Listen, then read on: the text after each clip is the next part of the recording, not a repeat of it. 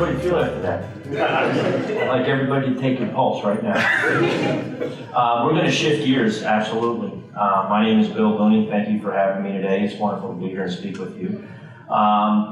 As Doug mentioned, I've been in the business almost 20 years, and 19 to be exact. And I was an institutional sales trader for many of those years, even at Salomon Brothers way back. I didn't know we had that in common, Kenny. On the bond side. So I've been on the bond side of the business, I've been on the equity structured product side of the business, and then I moved to the institutional equity derivative side of the business. And within those 20 years, I was a trader, sales trader, primarily dealing with asset managers, hedge funds, mutual funds. And I miss those days that Kenny talked about, because I used to be very much engaged in trading and very much hollering and screaming, and I could do it as well as anybody, I think. But about 4 years ago, or 5 years ago now, a bullet out there finally caught me, and I had to reinvent myself, and I moved to the exchange side of the equation, and I spent the last 5 years at the CBOE heading up their Americas division, Global Client Services. You probably know CBOE because if you've ever heard of SPX options or VIX options, those are ours. And that's what I do. I go around the world. So about 2 weeks ago, and I educate people, and I develop markets, and I develop institutional customer business and retail customer business in those product lines. 2 weeks ago, when I got the call to do this, I was in London on business, and I immediately thought to myself, all right, what am I going to talk about to these guys? Brexit, financial regulations, constraints, capital constraints, liquidity. And I realized in 10 or 12 minutes, I don't have enough time to do that.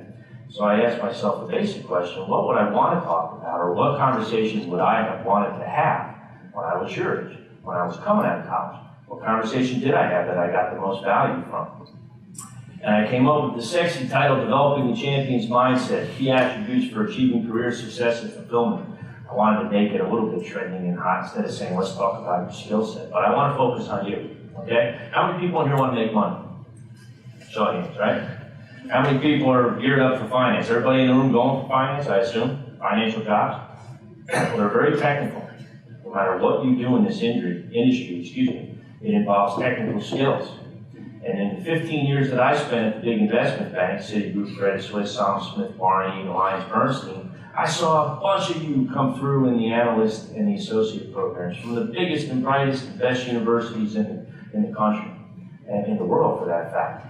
And when they'd all come to the equity derivatives desk, they'd say, I want to be on your desk, I want to be in your seat. And I said, why? And they'd say, well, you guys are the smartest guys on the equity floor, you're the derivatives traders, and your product's complex. I said, yeah, but why do you want to be here? Well, because you guys make good money, the most money on the floor, and you guys are expected to stick around for a while, everything else is going electronic. Yeah, but why do you want to be here? Nobody had a good answer for me. Because what I was interested in was, are you quantitative? Are you analytical? Are you a relationship manager? Are you extroverted?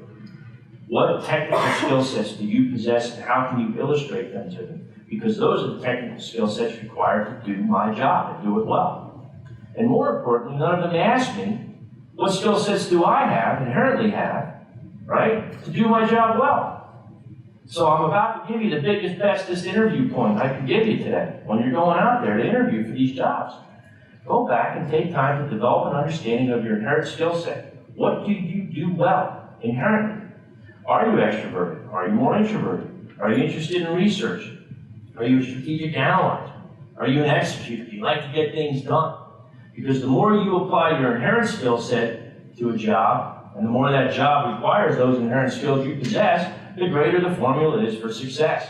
And most importantly, the happier you'll be. The more willing you'll be to get up every day and give it your all. And develop that champion's mindset. Okay? Now, I'm not going to talk a lot about me today, but it's important for me to just tell you a little bit about myself in terms of the fact that I was an institutional sales trader for a lot of years. But outside of my alarm clock, what also gets me up in the morning is I'm a pilot, I'm a jazz drummer, and I was a professional golfer. And I also played golf in college, Division I level. So that gave me an opportunity to hang out with a lot of cool people, a lot of successful people, a lot of people that understood the champion's mindset, what I call the champion's mindset. And I kind of thought about these people as I thought about what I was going to talk to you all today about, because I wanted to say, how can I mesh it in to a conversation with you guys? See, you guys are at the start. You can do no wrong. I envy your position, because if I could go back and do it all over again, I would do it differently, right? You guys are at the start of your career, and you have a wonderful opportunity ahead of you. You have the greatest country in the world to do it in, and success is all about you figuring it out for yourselves. How do you want to do that? Well, you want to stay present. You want to operate now. Successful people, champions, good traders, ask Kenny, stay in the now. Okay, when you find yourself thinking about the past, guess what? You're doing it in the now. When you find yourself contemplating the future, what job am I going to get? How much money am I going to make? Oh my God, you're doing it in the now. So what's most important about the now philosophy? Well, it's where we live, it's where we operate. The best traders in the world always stayed in the now, right? They didn't worry so much. They worried about the position they had. They weren't worried about the future positions.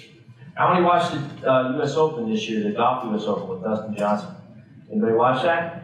Okay. Did anybody see what happened to him on the 5th hole when he accidentally moved his ball? Right? Or, well, he said he did move his ball, but the judges wound up saying he did. And then did you see the commentary? The commentators basically say, how is this guy going to stay mentally fit over the next 13 holes or so before he finishes this round, knowing that he may have a one-stroke penalty assessed in him? What did he say after the round? Well, I thought about the shot at hand. And I basically said to myself, I got to win by 2. Because he stayed present, right? It's a great example of how champions think. They live in the now. So I don't want to stress the point too much, but I want to make you understand that the champion's mindset defined is all about the process, okay? In my lifetime, dealing in competitive sports, dealing with flying airplanes, being in trading environments, okay? Successful people exhibit the following tendencies, the following inherent natures. Number 1, we are optimistic. I want you all to be optimistic. You have to have a lot of optimism in this world because the world's going to throw you a lot of curveballs. You can't get down. You have to inherently believe that what you're doing and what you're about and what you're aiming at doing is going to come out well. And that's what champions do. They do it really well. They have positive thoughts.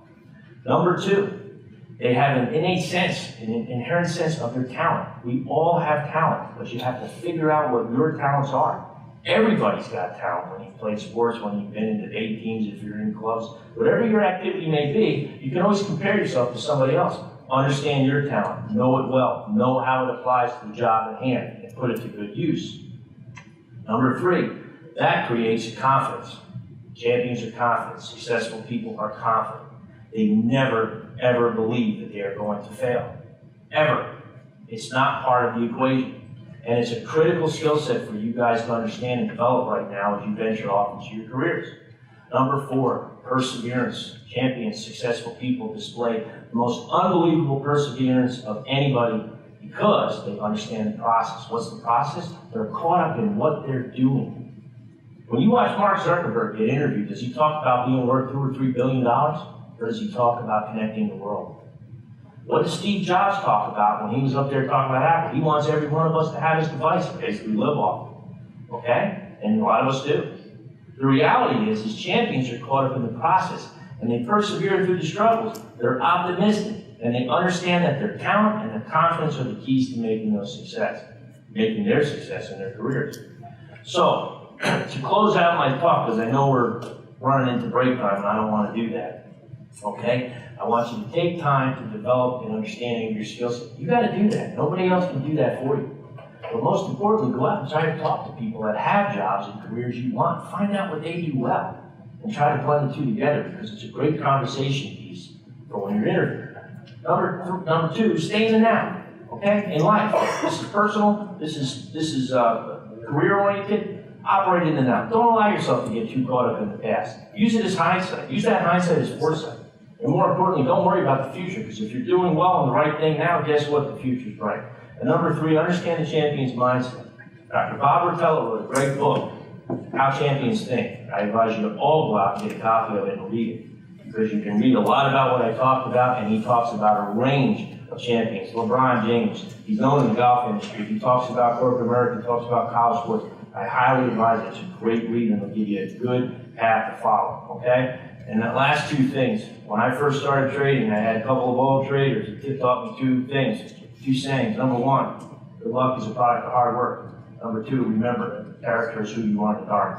I wish you all a lot of success. I'll be around. Feel free to come up and talk to me. Thank you for having me.